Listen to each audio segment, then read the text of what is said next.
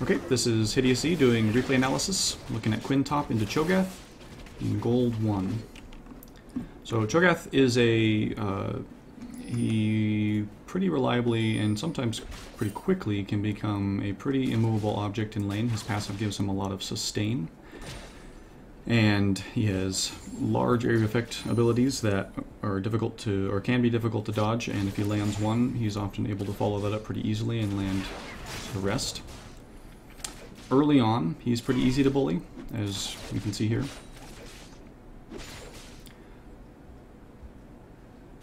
And so you want to look to maximize that early advantage as much as possible. For that reason, I kind of like to start E versus lanes like this, that I can bully easily early, so that I can get a quick auto, passive auto, vault auto off. You can pretty reliably get people down to very low health very quickly, and they can't hide behind their minions like they can with Q. And then when you hit level 2, then go with Q. And usually level Q for max Q first, unless you're versus somebody that you need to be able to vault off of at a moment's notice, like a Riven or somebody that you got to break up their combo on demand. But Q's cooldown is, or E's cooldown is short enough that versus most matchups it will be off as often as you need it.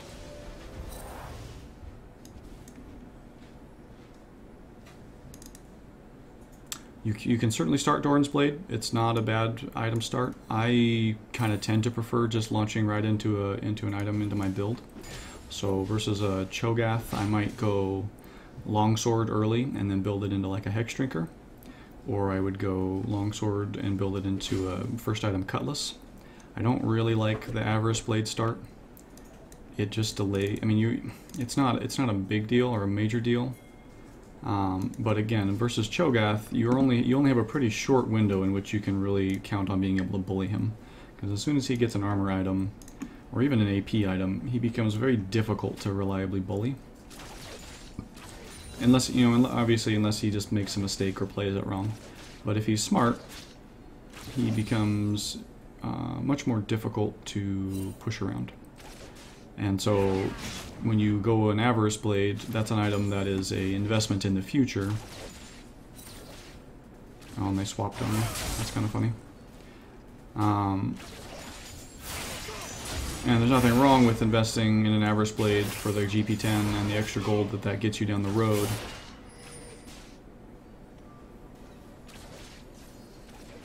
But it also kind of denies you the ability, or denies you that early item power spike. That like going right into, even just a Vamp Scepter, but going right into an early Brutalizer or Cutlass can give you, where you can actually abuse that early window where you can deal with somebody like Cho'Gath. Yasuo is a pretty different animal. It's a very manageable lane, in theory, but he's very mobile, and so your blind can be unreliable. And he has a knock-up, obviously, which can be pretty irritating. And if he gets going at all, if he lands any of his abilities, he will often do more damage to you before you are able to react and vault away than you can do back to him. And so it's a lane that you got to be able to pick away at him and harass until he's low enough that you can all-in him, or that if he tries to all-in, you can win. So again, I don't like the Avarice Blade start. I understand what you're trying to go for here, but it just delays. You have a pretty early power spike with Quinn at level 3 or level 2, level 3, and level 6. And going for Avarice Blade doesn't take advantage of those power spikes. So what I usually like to do is go Brutalizer first versus a lot of matchups. And then if it's a matchup, if it was Cho'Gath, if Cho'Gath was sticking around the top lane, I would probably go Cutlass first, or possibly Phage, depending on the lane was going, but usually Cutlass, because Cutlass helps me keep up in lane with his natural sustain, so I'm not being forced out of lane all the time. And gives me enough damage that I can trade with him.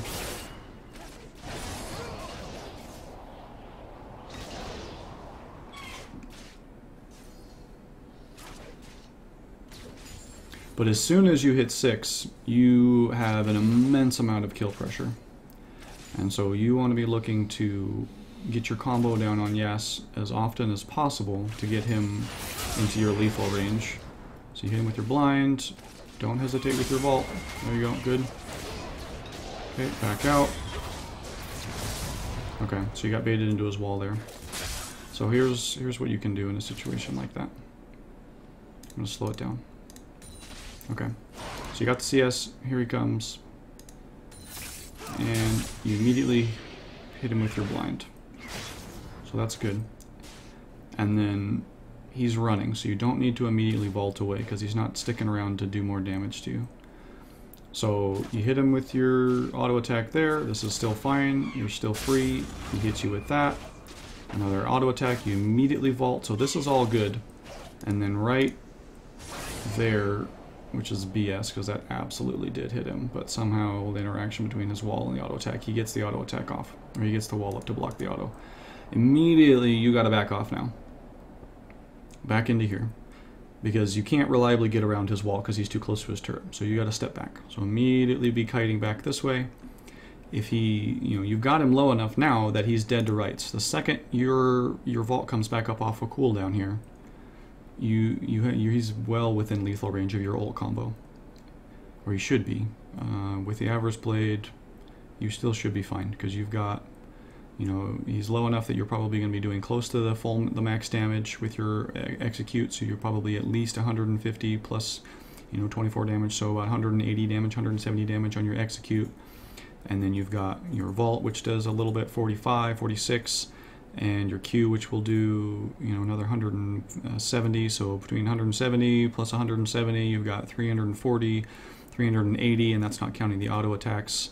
So with your auto attacks, you're hitting for, something like 80 damage, and then the passive ones, or you won't have any passes if you go into your ult. So he's got 332 health, so even if you don't land any auto attacks, you're within lethal range. If he happens to get his shield up, you might need to land an auto attack or two to finish him off.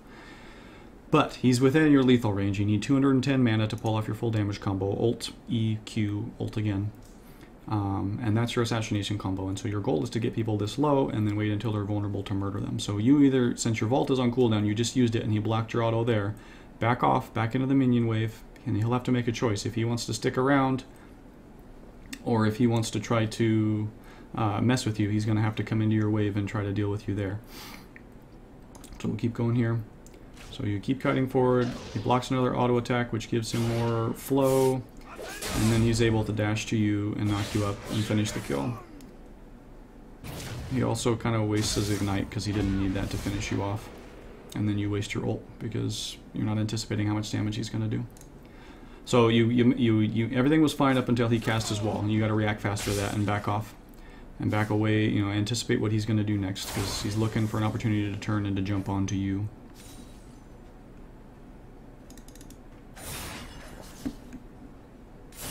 Yasuo is a little bit like Riven in that if he gets going at all, he's pretty hard to stop, and he can very quickly turn situations around in his favor that maybe look like you've got him on the run.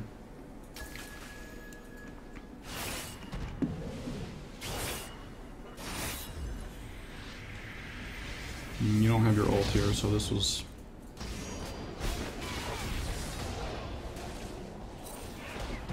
This is a bug. If he has his passive on him, but your auto attack hits the wall, the game thinks that your passive auto was still consumed, even though it didn't actually hit him, and so the marker will still stay above his head. So if that ever happens, it happens with Fizz. If your auto attack is in the air when he goes into his troll pole, people like Vladimir, anybody that goes like untargetable while your auto attack is in the air, and the walls like that count toward that. And Echo is the same way now. If he ults while your auto attack is in the air, it'll be the same way. And so you can just kind of anticipate that. It's really frustrating, but it's one of the remaining bugs in Quinn's kit. They've squished most of them, but that's one that's left. So that's why that auto didn't go off, and that probably would have been a kill. This should be a kill on Wukong though, unless he has flash. You didn't have cooldowns, never mind. You used your cooldowns on Yasuo, so no, it's not.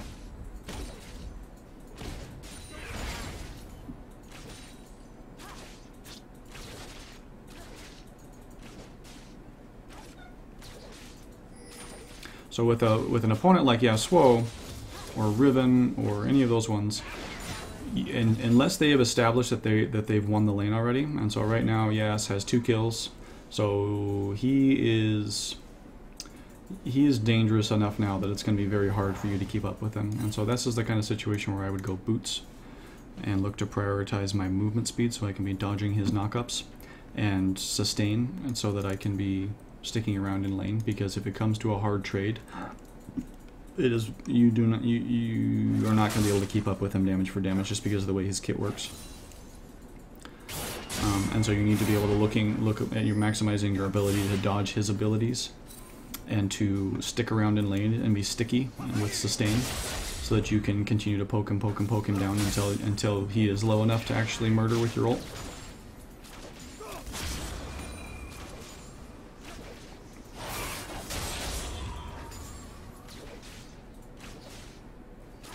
But he is one that you want to look to play like, or Quinn is a champion you want to look to play like an assassin whenever possible. That's kind of her optimal playstyle. You can play her more like an ADC if you have to.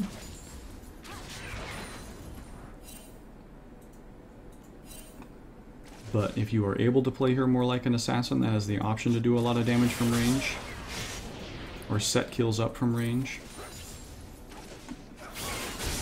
that is usually significantly more effective. Be very careful when he has his... I'm going to go back and look at this real quick.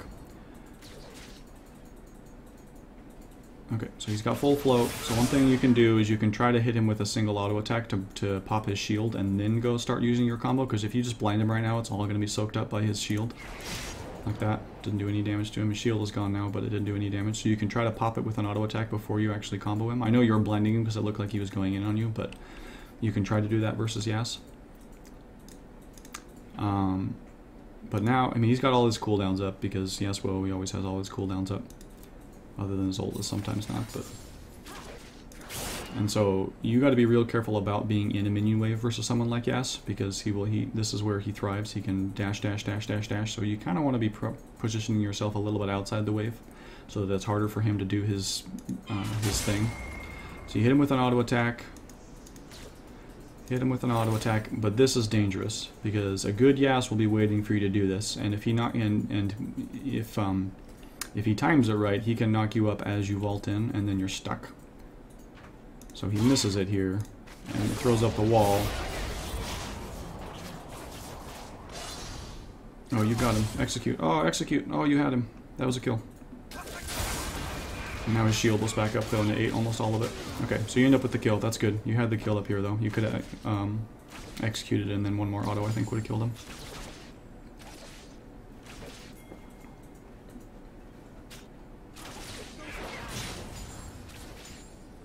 At this point, well, mid isn't a great roam, I guess.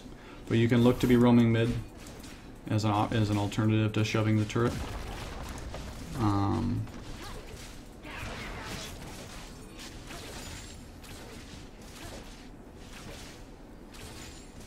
But that's kind of on a case-by-case basis. And especially with your ult down, it's not going to be quite as effective, so pushing the turret in this situation is probably your best move.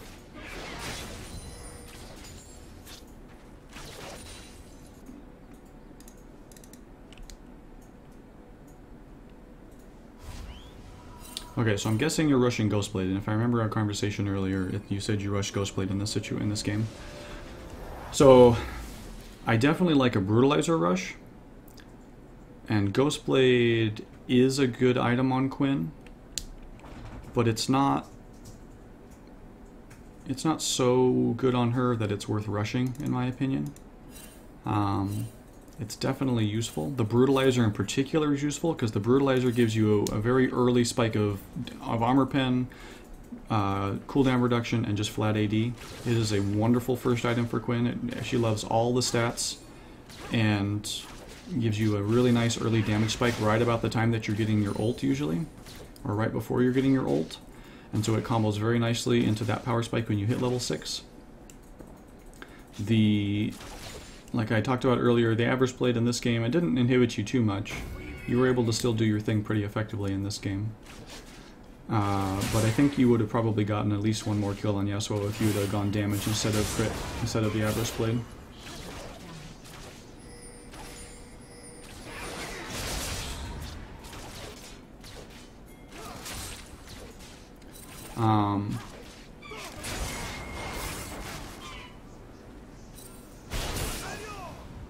Ult and run. Oh, I should have ulted sooner.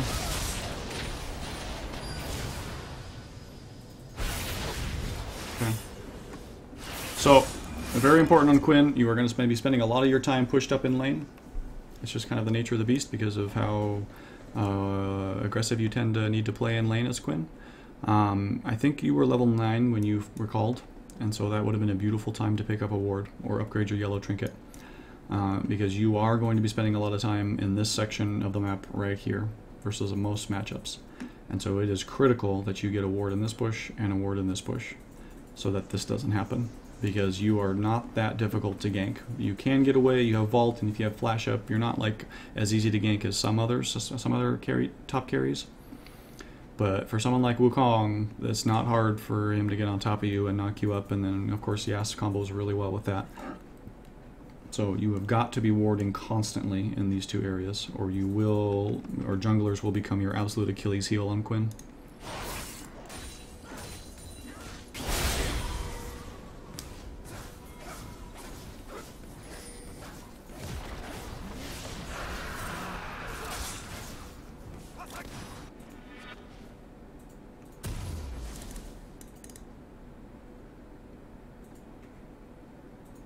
Getting this at this point is kind of a waste too, because at this point you're not having as many mana issues if you're budgeting your abilities correctly, and so a couple of health pots is a good idea. But you're kind of, again, you're kind of buying items in an order that's really you're kind of missing your power spikes.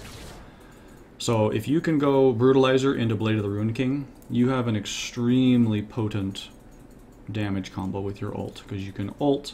You have the armor pen, the CDR, and the flat AD from Brutalizer. You've got the AD and the burst right from Blade of the Ruined King, plus the sustain and attack speed that Blade of the Ruined King gives you. It's a very potent combo with your ult. Buying a flask at this point, I mean, you're not really looking to stick around in lane and sustain in lane anymore as much as at this point.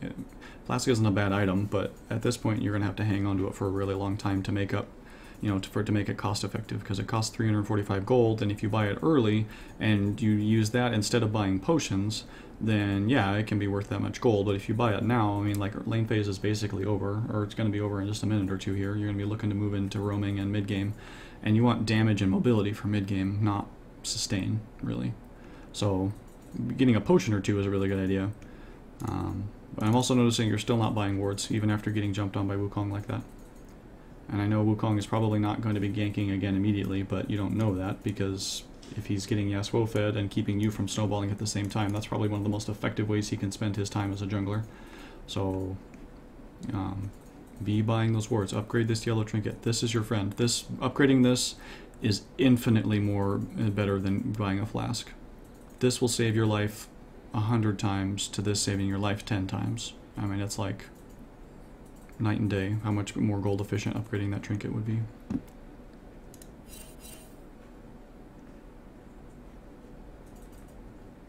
Okay, that's good. You're pushing, looking to roam. Not a lot of opportunity here since Vel'Koz is kind of pushing, but the lane is resetting. You probably could have snuck in there, but yeah, Yas is pushing, so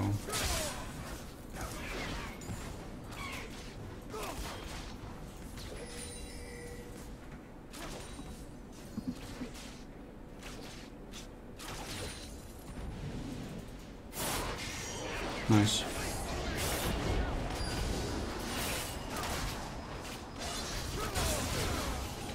Okay, you can time your execute a little better to make sure you secure that kill, but other than that, that was okay.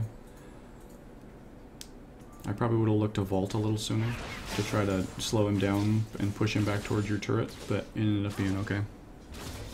He dashed back towards you, so it didn't, you know, so he kind of doomed himself there.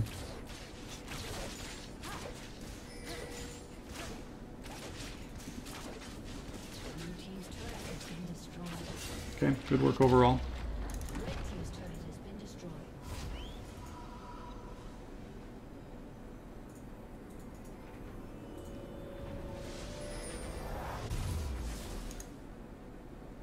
Okay, yep, you're getting your Cutlass. That's a good move next.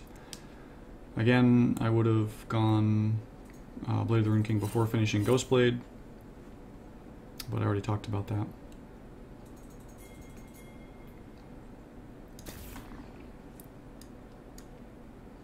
Speed it up a little bit here. You still haven't upgraded your trinket. That's got to be a priority. Nice kill. Nice. Double kill. Well, I guess they picked up Wu, but still. That's good. You're shoving objectives. That's important. Obviously. Nothing to do with Quinn. It's just League of Legends. So you're trading mid and a couple of kills for top lane. That's totally fine. Oh, it looks like you're... I don't know what your bot lane is doing right now.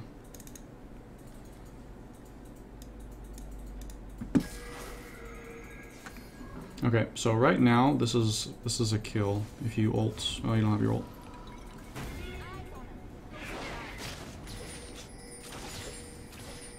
If you can catch him away from one of your minion waves, his power level is substantially reduced. So it would have been a little bit risky just to jump in on him with full health and a shield, but you probably could have pulled it off. See, now you hold off till his shield dissipates, and now you can go aggressive on him. As much as he'll let you. Oh. Nice. Good move. Good. Made it 1 for 1. You probably could have made it out, but going 1 for 1 is totally fine there too.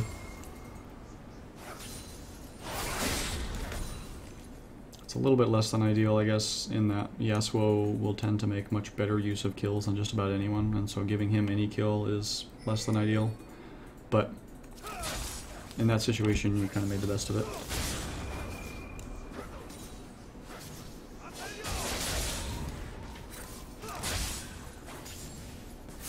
Okay, yep, you're finishing Bork. That's solid. Oh, where'd you go? Oh, no, you're not. Yep, okay, there you go.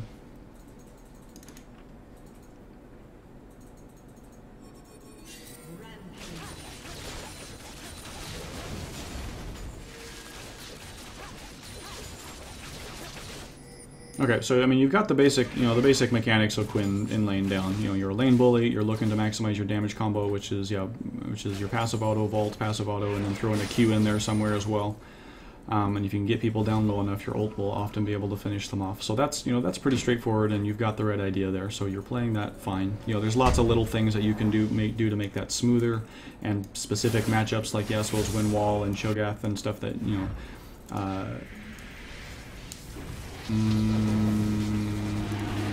I don't know why you teleported there. Like, he doesn't need help taking dragon. So you kind of just blew teleport for nothing there. I mean, you want to hold on to teleport until they show that they're going to contest, and then if you're needed there, then sure, teleport. But if you can walk there or come up here and then hold on to teleport, that's going to be infinitely better. Draven's dead. Draven. Oh, why would you go? Why would you go for Victor there? Go for the damage threat. Good. Focus the turret. Be moving up as you're out attacking the turret, so you can be in range to do something about this sooner. Worked out okay, because you guys had a big numbers advantage, but again, it's a little thing. If you had teleport right now, you could be teleporting and saving this, but at least you can look to trade.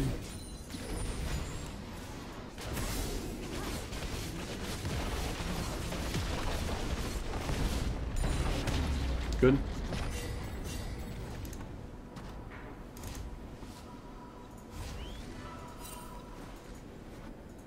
So once you finish Blade of the Rune King, at that point, you can look to finish Ghostblade if it makes sense. If the extra movement speed is going to be nice, as far as just timing of when to build it. If it's often after Blade of the Rune King, Last Whisper is what I like to do, because that right about that moment is when your kit is needing a little bit of extra love, just in terms of some flat AD and the extra armor pen at that point. As people are at that point in the game, people have started building their first armor items, and so the Last Whisper will really help you cut through those.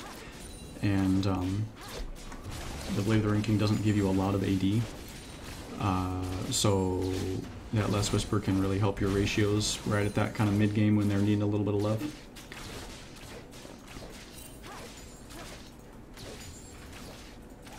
But if you are ahead enough and you don't need that extra AD to keep doing your job, or Armor Pen to keep doing your job, then yeah, going Ghostblade is a nice early power spike as well. Just kind of depends on what sort of power spike you need. If you're already bursting people down and the extra mobility and kind of burst of power that Ghostblade gives you would be more valuable than just the kind of the extra raw muscle Last Whisper. If you have enough raw muscle already, then that is also fine. This is risky with Cho'Gath having so much AoE. Unless you can reliably get down on somebody and just delete them immediately, one-shot them, which Yasuo you really can't because of his shield and he's so mobile. Especially with Cho'Gath right there, since he can knock you up and CC you so hard. You don't want to open with your ult in a team fight situation like that usually, unless you have a very specific plan for deleting somebody and then getting out. In those situations, you usually want to open with your auto attacks and get people to a point where you can ult them and delete them immediately.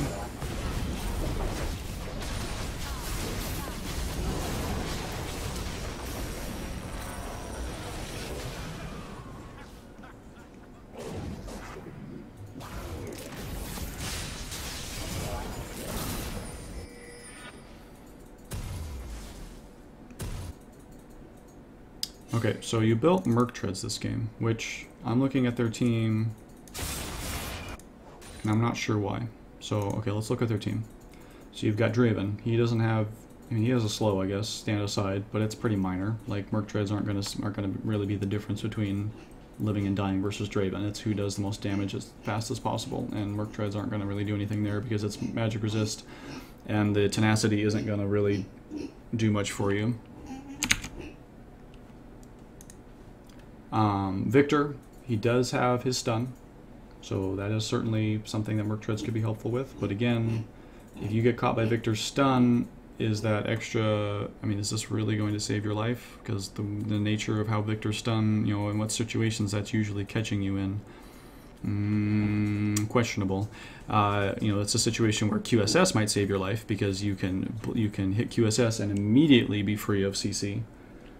But Merc Treads is just reducing the CC, and if you get CC'd at all as Quinn, often it's you know, you're dead at that point. So it's not so this is definitely an option. You could definitely be using it here. Cho'Gath's knock-up, it's not going to help the knock-up at all. It'll help the stun part that follows it, but that stun part is so short that it's really minor. It'll reduce his silence, which is definitely not nothing. But again, that's kind of 1 CC, and you kind of got to judge if that's worth the trade-offs. Wukong, nothing he has is Merc Treads aren't going to help with anything he has. He's a knock-up, so knock-up does not, you can't reduce knock-ups. And Yasuo, same thing. He has a knock-up. You can't reduce knock-ups, and he's all AD, so the MR doesn't do anything. So you've got AD without CC, AD with CC you can't reduce, AD with CC you can't reduce. Support, so he's not going to be doing a lot of damage probably until late game. And CC is only minor CC that you'll be wanting to reduce. It's his stun is pretty avoidable, and if you do get caught in it, it's probably in a situation where you're dead anyway. Cho'Gath is really the only one whose silence is worth reducing with Merc Treads, but it's questionable as to whether it's worth it for just that. If you go Ninja Tabby in this situation, now you're reducing this significantly, and you're reducing this significantly, the damage from these two guys. Or if you are not wanting, if you don't feel like you need to go defensive, Ionian Boots for the CDR is really nice to get your ult and combo up more and more often so that you're able to burst people down. So it kind of depends on the situation. If you're going to be spending a lot more time kiting around and needing to burst people or to harass and stuff before you can, you know, if they're grouping up and they have a lot of just tanks and people you can't delete, which in this situation is kind of the case. If this team groups up, you've got Wukong and Cho'Gath who have a lot of CC, so if you dive in on somebody, you're probably toast. And so going like a Ninja Tabby or something might make more sense because you're going to be spending a lot of time harassing outside of a fight before you can go in and ult. But if you are a team where it looks like you're going to be able to be catching people out, or they don't have a team that can really stop you when you dive in, then Ionian Boots can be pretty nice. Or Berserker's Greaves, kind of for either situation. It just is a little bit depending on what you want to do. If you want the extra attack speed for pushing and pushing power, or if you want the extra CDR for assassinating power. But Merc Treads in this situation I don't think make a lot of sense. I do like early home guards, so I do like that, but I really don't like the blue orb on top lane. Let your AD carry get the blue orb if you really want a blue orb. Get a warding trinket. You're going to be spending enough. You should be spending enough time split pushing and roaming and trying to catch people out of position that those 2 wards are just absolutely. They are just so valuable. Blue trinket I feel like is a very situational item if you're needing to check objectives or jungler position constantly. Warding is just going to be 1,000 times more useful in more situations, or in most situations. Now that you have Blade of the Rune King, you can fight Cho'Gath pretty consistently. You want to look to dodge his knockup if you can, but overall you don't need to really be afraid of him once you get Blade of the Rune King.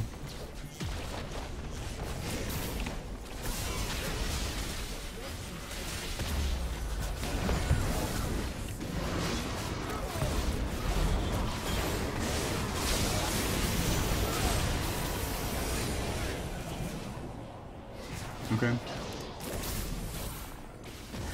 So you kind of went a little ham there. Didn't have a great plan for getting out, but that's okay. That happens sometimes.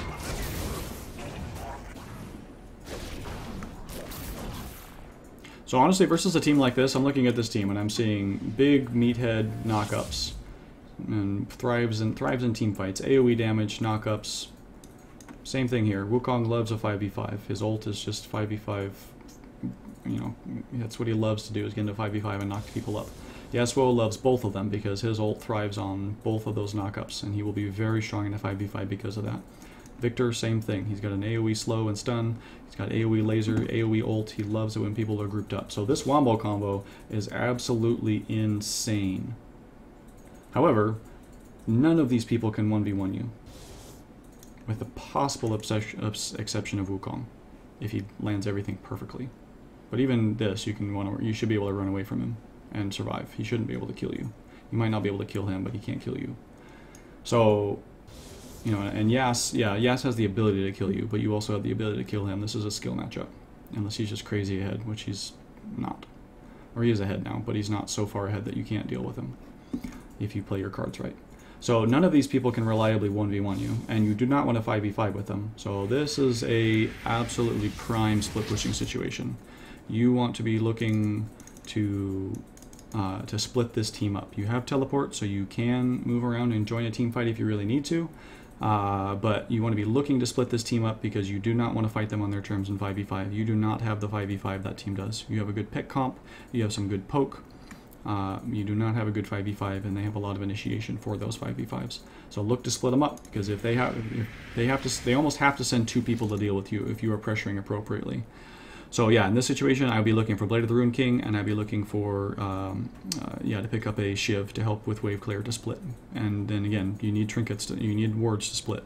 You gotta have them, or you won't be able to respond appropriately to pressure.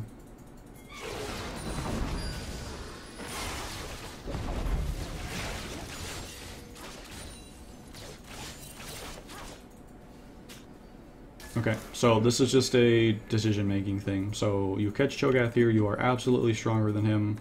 So going after him in and of itself is not a bad idea. You will be able to kill him if you can catch him. However, he was far enough away that it was going to take you a while to catch up with him. So I mean, best case scenario, if you were able to continue to chase, you wouldn't have been able to kill him until you got to about here.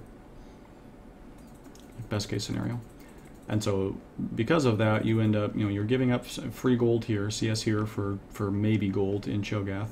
You do turn around and do this, but you got to be thinking, like, when you're doing that, it's kind of the same sense as split pushing. Like when you're out here or you're chasing somebody like that, you are the most interesting thing on the map.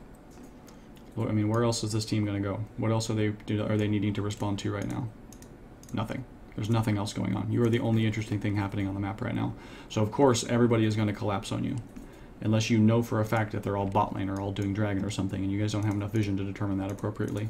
So you don't have enough vision on the map, to be splitting and to be chasing like that. Once you force him past this point, you have to discipline yourself to back off, because there is nothing else for them to be doing. Your team isn't pressuring bot, your team isn't taking dragon, your team isn't taking baron, your team isn't even in vision right now for the most part. These guys, they don't have to worry about them at all. All they have to worry about is the Quinn up top who is chasing Cho'Gath down. This is obvious for them to come kill you. So that's just a decision-making thing. It applies to split pushing too, but especially chasing, because chasing, you know, that Cho'Gath is pinging help the whole time. He's running to his team is running to him. So chasing in general is just a bad idea, but especially when you don't have vision and there's no pressure anywhere else. It's pretty obvious what the enemy team is going to look to do next.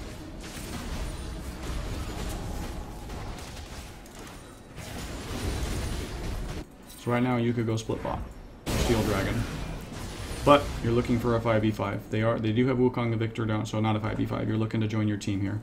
So again, this is just kind of a decision-making thing. This isn't necessarily the wrong decision, although I'm not sure why you ulted. Unless you're looking for Draven, I guess this is maybe what you're doing. But your team doesn't really need you to push this turret.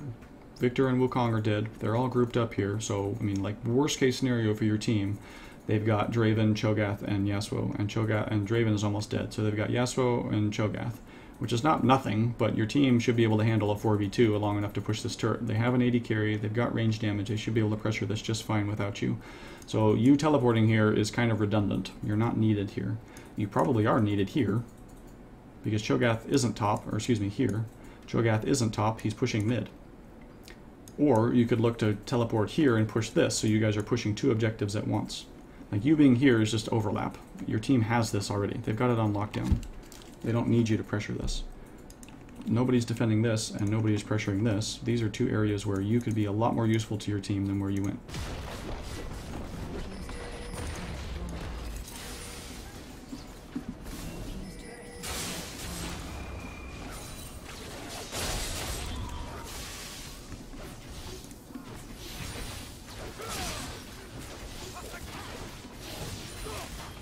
Because as Quinn, you are an extremely strong duelist, you have an extremely strong roam game.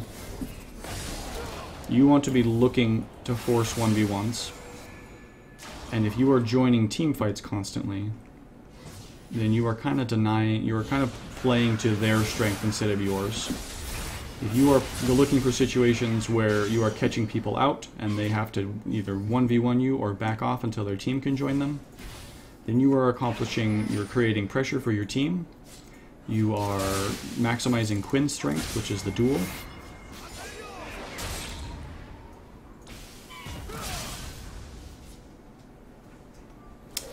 Instead of putting yourself in a situation where the enemy team has all the advantages.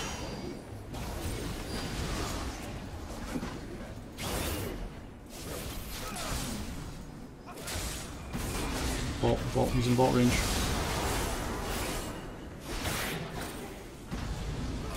Wukong's looking to come in and knock you up. If you can. So yeah, you gotta respond to that appropriately and give him some breathing room, which you did, so that's good. Cho'Gath is about to get stunned. Vault, he's in vault range.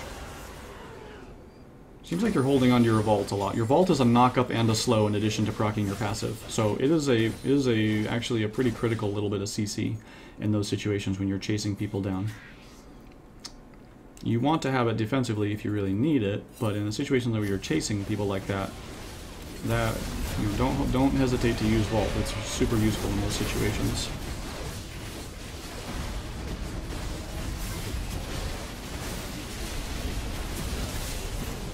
That was scary.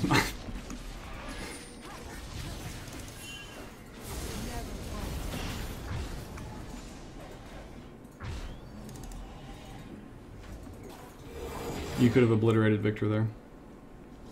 Absolutely. He was out of position, you had your ult, you could delete him immediately.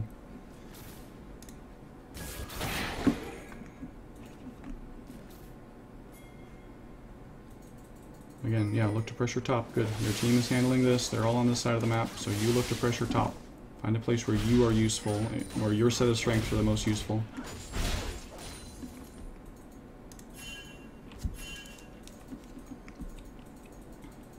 Okay, keep pressuring, keep pressuring.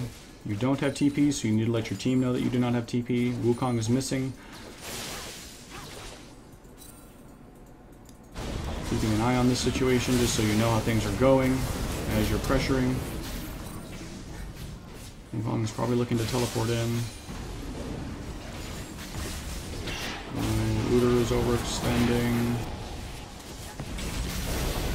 I'm sorry, Wukong is not looking to teleport in. He doesn't have TP. That was dumb. I forgot that Wukong was not top. Okay, good. This is exactly what you need to be doing. Your team didn't need you for that fight, so you are pressuring this. That's good. And Shiv is a really good split pushing item, so yeah, again, I do agree with that item purchase. It's situational for me. If I'm against a team that I can... Oh, wow. Dang. That I can rely... That, you know, that I can burst down with just a little bit of extra Shiv burst, then that can be a good way to go. But mostly Shiv is a good split pushing item because of the extra wave clear. So if you're in a situation where you can't split push, then I would avoid buying Shiv, but that's not the situation here. No, no, no, no, no, no, no. No, no, no, no, no, no. Like, even if you kill Yasuo, Draven kills you. Like, there's no... You do not need kills that bad. You want to be distracting them. You successfully pulled them up from pushing this turret. You already won. Like, you did your job. You pressured this turret, you pulled people up to you, so just back off. Don't give them a kill. Don't even risk it.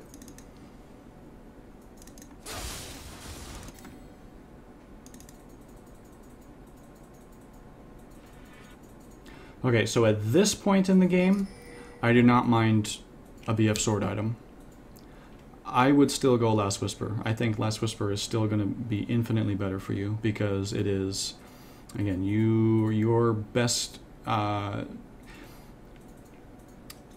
Quinn has really high base damages, and with her passive, her auto attacks do just a crap load of damage already. And so maximizing your auto attacks isn't really optimal in most situations. Like some, you know, that's why trying to think of another, like Graves in particular.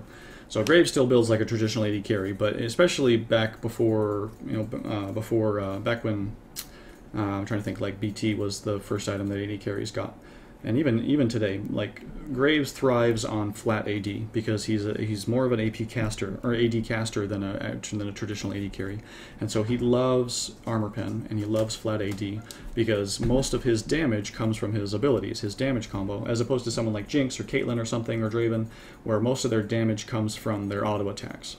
So for Quinn, most of your damage, like the vast majority of your burst, is in your ult combo and in your passive autos, both of which have a high base amount of damage. So you don't really need a BF sword item to get the most out of those abilities. They already do crazy amounts of damage. You don't really need this, which you will get more mileage out of going armor pen to maximize the amount of damage they are already doing.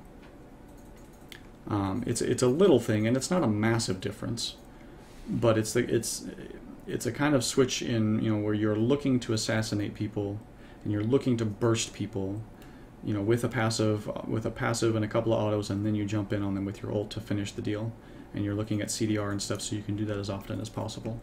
If you're against a team where you are not reliably able to do that because they have so much hard CC or something, then at that point you look to go more the BF sword route because you're going to be using your auto attacks a lot more in those situations. At this point, now that you've kind of got your core items, again, I would have gone Last Whisper first. I consider that the kind of the core. The core for me is probably Ghostblade or Brutalizer, Blade of the Rune King, and Last Whisper. That's a just absolutely vicious item combo for Quinn. And then at that point, it starts to become more situational. You look at what the enemy team comp is and what you want to do. You know, what do you build Shiv if you're going to be splitting? Do you prioritize Black Cleaver if there's a lot of tanks and you need the extra mobility and for kiting or what have you? So at this point, BF Sword is not, if you, the biggest problem I have with the BF Sword items is when people try to build them like first or early on, because they cost so much that you just sit around waiting for 1550 gold when you could have been buying components of other items that actually end up doing just as much, if not more, work for you. So you have a much smoother power curve as you're building into like a Last Whisper as opposed to Infinity Edge. It costs a lot less. You can buy the components as you go. Same thing with Blade of the Rune King versus BT. It costs a lot. The items individually cost a lot less. They're a lot easier to go back for. And they each give you a nice little bump in power as you go, as opposed to having to wait for an entire 1550 and getting 50 attack damage. Anyway, at this point, a BF Sword item isn't like a super wrong thing to do. It's still not optimal in my opinion. In a situation like this where you're looking to pull people up into 1v1s, or you want to be looking to pull people up into 1v1s and be able to delete them.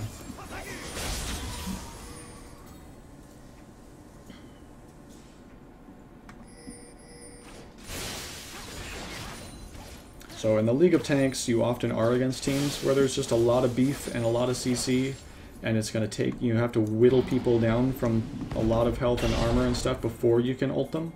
And so in those situations, that's where you want to be looking for phage and a lot more, and maybe a little bit more toward crit. There you go, good. Now back out. Good. Circle back around, good. So if you're going to be spending a lot more time kiting and whittling people down, then look to do the things that build items that maximize your auto attacks and your ability for those to make those hurt as much as humanly possible. That's still not the best way to play Quinn, though, in my opinion. You're still going to be significantly better off if in any situation where you can build and play Assassin. That's going to be the better way to go.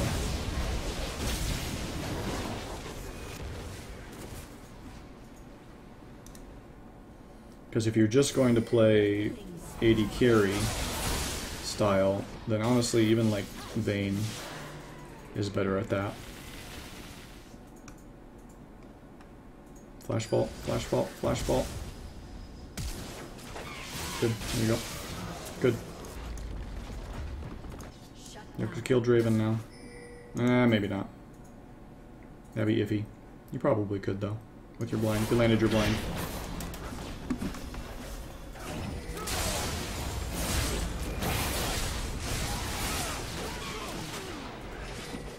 Okay.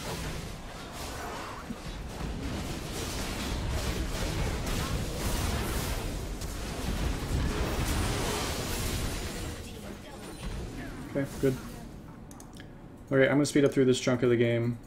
You guys are clearly ahead, and that makes things easier, so unless I see something particularly worth talking about, I'm going to blitz through this, so I don't run out of time here.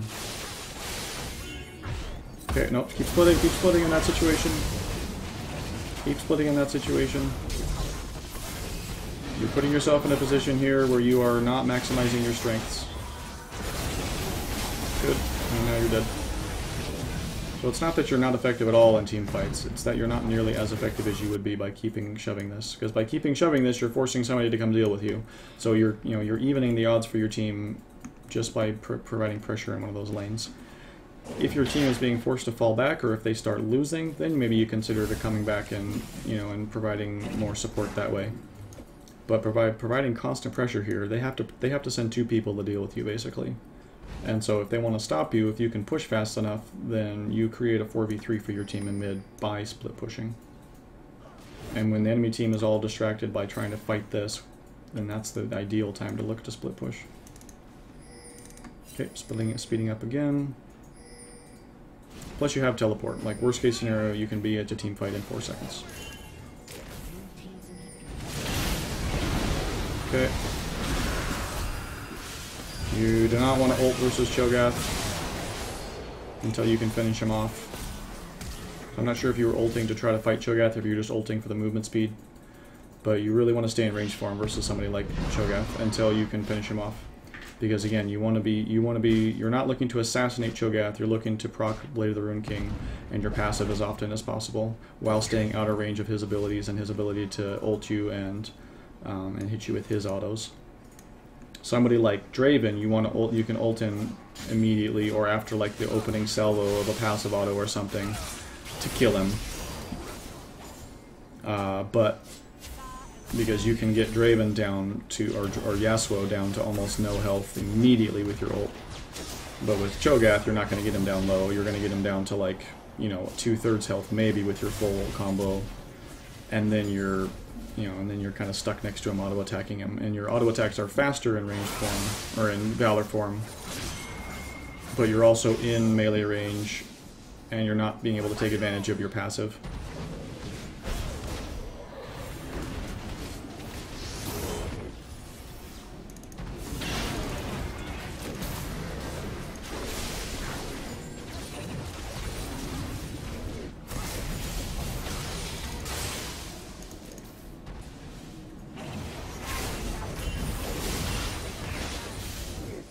So right now there's really nothing to pressure. They have kind of all the cards, so this is fine what you're doing, but as soon as you can, you want to go look to pressure top, or keep pressuring bot while your team...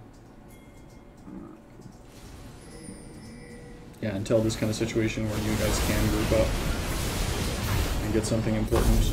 But yeah, just keep going. Like, go and push top. Like, just go right here. You don't even need to mess with this, because this is already slow pushing. Like, just go immediately top and push this.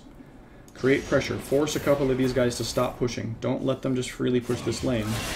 Your team has enough poke, and under a turret they can handle this kind of thing. They have enough poke and disengage that they should be able to fight a 4v5, in theory at least. And if you can go up and push this, then they have to come respond to you, and it's not a 4v5 anymore, it's a 4v4 or a 4v3.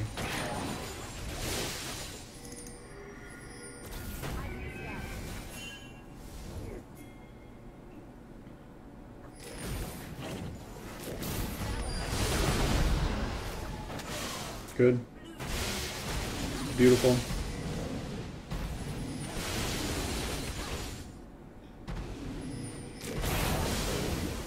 Look to keep pressuring, look to keep pressuring. There's no need to stop. They're still dead. You got 20 seconds. You got 20 seconds of a numbers advantage. You keep pressuring. Ping your team to go do something while you keep pressuring. You do not need to be grouped up with your team right now. There's zero need for this. You have Baron. Go pressure. Somebody, you want some of your team to go do this, but 3 of them are dead. You know, now they're coming back up, but you probably could have at least forced Yasuo to stay here and deal with you. Maybe even taken this turret while your team gets dragon.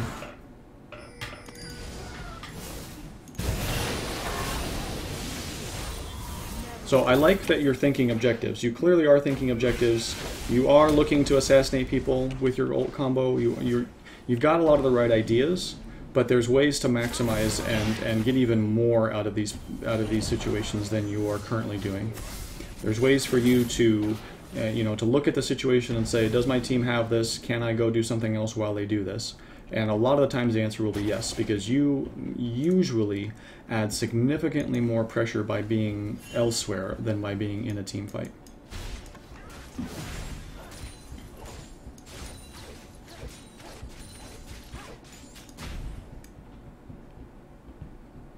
I mean, it does depend on the team comps and what the exact situation of the game is. Sometimes that is not the case, but a lot of times it is. Okay, so right now, though, you don't want to be here. This is dangerous now, because there's nothing else going on. Right? Like, if the team is looking at the minimap and deciding what to do, where are they going to go? Well, you're the only interesting thing happening. So that's risky. It ends up being okay here, but honestly, you kind of mess up 2 things when you do that, though. You're overextending and risking a silly death if the enemy team happens to be in a better position to do something about you than they were, and you didn't have any knowledge that they weren't. So as far as you knew, they were all sitting here waiting for you to get to this point and then come out and kill you. So that's dangerous and risky to do that. You know, stop here instead of going to here. The other thing that kind of messes up is now it's not going to slow push. It will push, but these minions are going to fight. There's only going to be maybe 3 of them left, maybe a little bit more. I guess you do have a couple extra casters here. But by the time this reinforcement wave catches up, let's see, this is a 2 minion advantage. Yeah, this is not going to push. This is not going to push. It needs to be more minions than this right now to keep pushing. These minions are going to fight it, and then there's going to be a reinforcement wave that will hit.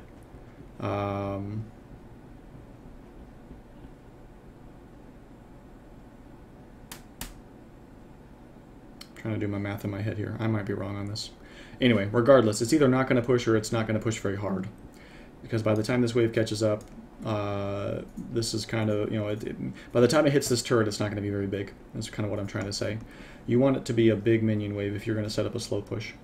And if you can't afford to split push yourself, you want to at least turn it into a potential of a massive slow pushing wave. And so if you stop pushing it here and leave a couple of the minions alive so that it stacks up that much more, and then this wave hits it here and it stacks up and it stacks up and it stacks up again here, and then by the time it gets here, it's a turret killing wave, you know, because there's like 18 minions in it instead of just 6 or 7. Then that's something the enemy team has to respond to, and you've created a 6th man in the top lane by doing that. And then you can be bot and your team's pushing mid and you've got a hard push in all 3 lanes, for example, is the kind of situation you can create with that. So, you know, nothing really bad came of it, but this is not going to be nearly as, giving you guys nearly as much pressure as it could, and it doesn't take very long for them to come up and clear it. Okay, nice, picked up a couple of good kills there. That's solid, so you managed to catch him out. But even, I mean, and you can see there, even though this wasn't as big as it could have been, it still gave you guys, they still went up and dealt with it, and you guys found a 5v3, you see? Or a 4v3, because Ezreal's down here. So you still found the team fight you wanted because they came up to deal with the wave. So you can do that even harder by, you know, by setting up slip pushes. You can, if you set it up back here, it's going to be a couple of minutes before it gets into position. If you set it up here, it's going to be maybe 30 seconds before it gets into position. But if you can get it to stack up on their side of the map, chances are high that somebody is going to come deal with it, and then you've got a 4v5.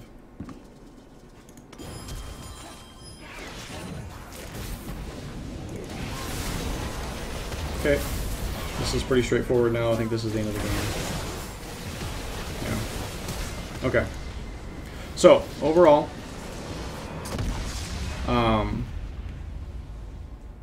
you do a lot of things right. You understand Quinn's basic power combo and what basically she's strong in. There's a lot of little things you can do to smooth out her combos and just work on your mechanics. That's just familiarity with the champion. So as you continue to play her, you'll get better at that. And I'm not that worried about that. The things to I guess to be thinking about are just understanding what Quinn is, what she really brings to a team. And what Quinn brings to a team is very strong dueling, very strong roaming, and assassination potential. She does not bring great teamfight presence. She can teamfight. It's not as bad as people like to say, but it's not her strength at all. And so in most situations, especially versus a team that's better at 5v5 than you guys anyway, in theory, look to maximize that. Look to, when you're in your build, look to build those items early on that will maximize your killing potential. Look to, you know, as you hit power spikes, so you want to like have a brutalizer and a cutlass when you hit 6, so that you have as much damage as possible, as opposed to just an Avarice blade and a cutlass, for example, or whatever it ended up being. Yeah, Last Whisper earlier on will pay you a lot of dividends. Again, Static Shiv is going to be the way to go over Phantom Dancer, because you're not really looking for crit, you're looking for wave clear. If you're going to go one of the Zeal items at all, you're looking for wave clear, and so Shiv is the better way because it adds to your burst and it adds to your wave clear, whereas Phantom Dancer just adds pretty much to your auto attacks, your crit. And so I mean, Phantom Dancer IE is very powerful. There's nothing, I mean, there's nothing bad about this item combo. It's very strong, but it doesn't really cater to Quinn's strength. It's kind of overkill. And since you want to be looking to blow people up with your ult combo, and your auto attacks have enough damage already without this, it's kind of a waste. So you can look to use one of these slots for like Shiv, or for maybe a different item, and then look to use this slot even for a QSS. And then Bloodthirster and Blade of the Ruined King is kind of overkill in my opinion. So you have 406 AD, and that is beautiful, and you do a lot of damage. Absolutely, it's not like a bad thing to go. But it's kind of, it's overkill. It's more damage than you need to blow up these squishies, and it doesn't really help you do your job versus these kind of guys any better, really. And so, you know, there's ways that you can use those item slots more efficiently. So anyway, so yeah, look to be maximizing what Quinn is good at, what Quinn brings to a team, which is a lot of pressure elsewhere away from team fights, and a lot of roaming power to catch people out. Often as a team fight, if you see a fight developing, you want to have a lot of vision on the map so that you can look to catch people out as they're heading to a team fight. If you can jump in and kill Draven as he's walking to a team fight from a lane he was farming or something, you have won a fight before it even started. You've created a 4v5. If you can set up, slow pushes in a lane and then go push another lane, you're creating a lot of pressure. You have if you come out ahead in lane, then you can force a situation where they have to send at least 2 people to deal with you. So overall, you played this game pretty well. So there's just kind of some basic overall kind of meta stuff, and then just basic mechanic stuff as you smooth out your Quinn play that will help you a lot. So anyway, I'll do some more thorough kind of write-ups of Quinn's build and why I build Quinn in the way I do. I'm kind of working on a Quinn guide. I don't know if I'll have that out in time to get this to you, but I'll give you some thoughts on just Quinn in general, my kind of theory, and some links to some other interesting resources for how to play her well. But overall, you've got an understanding of the basics, so it's just kind of maximizing some of the under the hood stuff to really get the most out of her. Thanks for the opportunity to look at the game. I really appreciate it, and I hope it helps.